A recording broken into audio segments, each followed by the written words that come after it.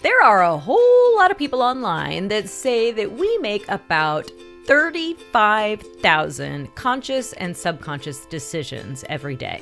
And while I wasn't able to find a source to confirm this number, I can tell you from personal experience that I make a whole lot of decisions every day, from how many times I'm going to hit the snooze bar to what sleep story I'm going to listen to when I go to bed. And each and every one of those decisions involves your executive function. Actually, several executive functions. And if us ADHDers are already playing shorthanded when it comes to executive function, it totally makes sense why something simple like deciding what to watch on TV at the end of a long day may feel like a bridge too far. If it feels like you can't possibly muster the energy to make one more decision for your day, you are probably experiencing decision fatigue. Or perhaps there are just too many options. You just keep finding more and more choices. Or you're afraid that if you do finally make a decision, you may make the wrong choice. So you just keep delaying and delaying and delaying. And this, my friends, is what we call analysis paralysis. Decision fatigue and analysis paralysis are frequently experienced by many of us with ADHD and can also lead to increased procrastination, stress levels, and overwhelm. This is why I wanted to take some time today to clearly define what decision fatigue and analysis paralysis are so that you can know what you're experiencing, then give you steps to prevent or overcome them if you find yourself spiraling down a deep, dark hole of decision making. So stay tuned for today's episode of the ADHD Mompreneur. But before we get too much further into today's topic, I'd like to take a second to introduce myself in case you are new to the ADHD Mompreneur. My name is Christy Lingo, and I am an executive function and accountability coach for ADHD mom business owners. I've been working with ADHD populations for over a decade, am diagnosed with ADHD myself, and am the parent to an ADHD child. So let's just say I know a little bit about ADHD.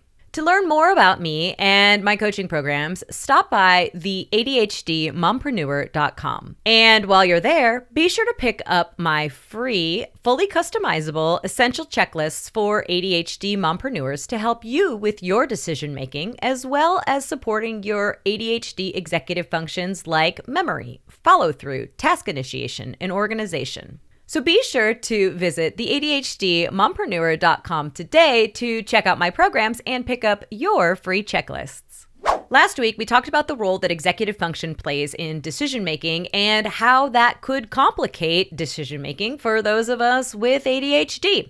And I'll be sure to link to that episode in the show description in case you missed it. But I wanted to give decision fatigue and analysis paralysis their own episode because these are two issues I see frequently with my clients and in my community. So let's start by giving a clear definition of what decision fatigue and analysis paralysis are. So what is decision fatigue? Let's define it as when the act of making a choice becomes increasingly mentally, emotionally, and even physically exhausting over the course of a period of time, to the point where even simple decisions seem annoying or impossible. And what is analysis paralysis? We'll define analysis paralysis as the inability to make a choice and take action due to overanalyzing, an abundance of options, and or fear of making the wrong decision and failing.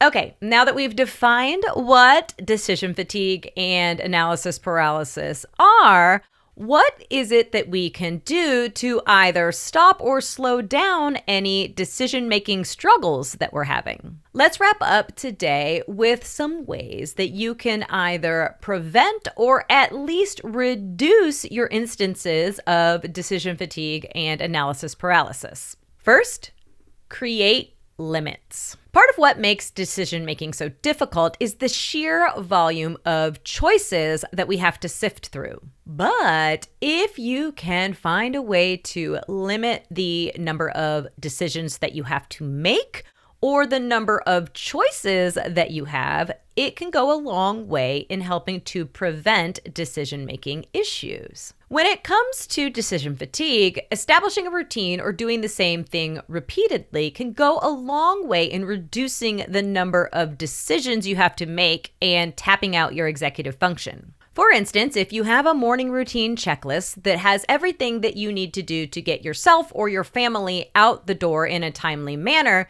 you won't have to decide what it is that you need to do. Therefore, you can save that precious executive function for other decisions. Or you could try something like eating the same meal every day for breakfast or lunch so you don't have to decide what to eat.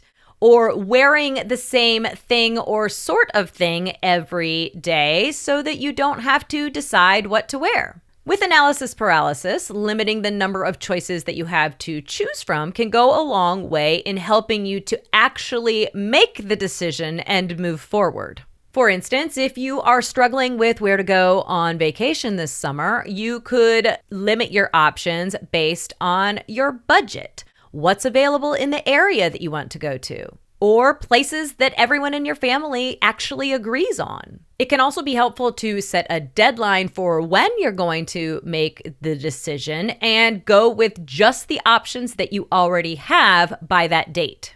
Next up, delegate the decision. There's a very good chance that you personally don't actually have to make every single decision that you're making every day. There's even a chance that the reason you're making these decisions is that it hasn't dawned on you that you aren't the person that has to be the decider.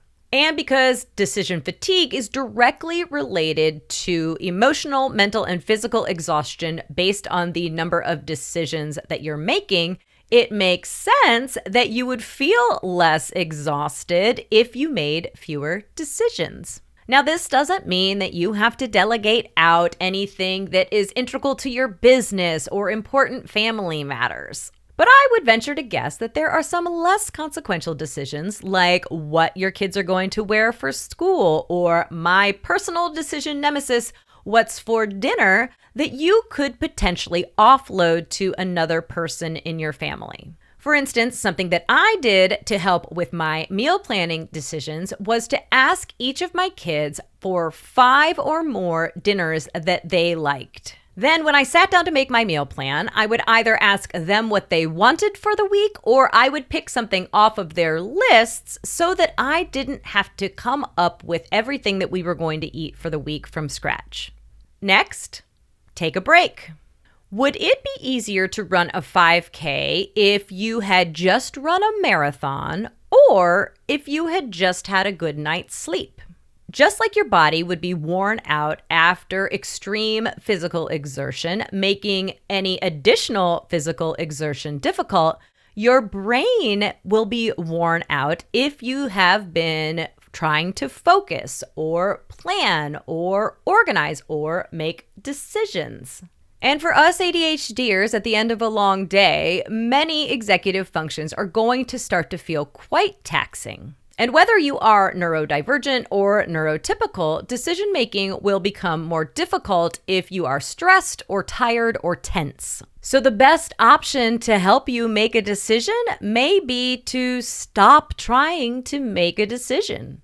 If you're experiencing decision fatigue and feel like there is no way you could make another decision today, perhaps choose an activity that would be more automatic to give your brain a chance to rest, reset, and recover. And with analysis paralysis, stop trying to force a decision. Step away, take a little break, and then return to this decision that you need to make with fresh eyes in a little while. Next up, ditch perfectionism. Part of what makes decision-making feel exhausting or impossible may come down to our fear of making the wrong decision, or that if we don't choose right, things won't be perfect. This is where creating a range of what finished or a positive outcome looks like can be helpful in you finally making a decision and moving past this part of the process. For instance, Maybe your hang-up on planning your meals for dinner is based in the idea that everything that you make has to be made from scratch or completely different from what you served the previous week. But what if that version is the best version? A better version could look like a blend of scratch-made meals and frozen family favorites. And a good version may be all pre-made or super simple dishes. All three versions, good, better, and best, achieve the same results of making sure that your family gets fed. But the good version may be easier to follow through on if you're feeling decision fatigued because the preparation of the food may require less energy. So in review, if you are struggling to make decisions due to decision fatigue or analysis paralysis, you may be able to reduce your feelings of stress and overwhelm by limiting the number of choices or decisions that you have to make, by delegating decisions that don't require your opinion or your expertise, by taking a break, or by creating a range of positive outcomes in order to help you ditch perfectionism.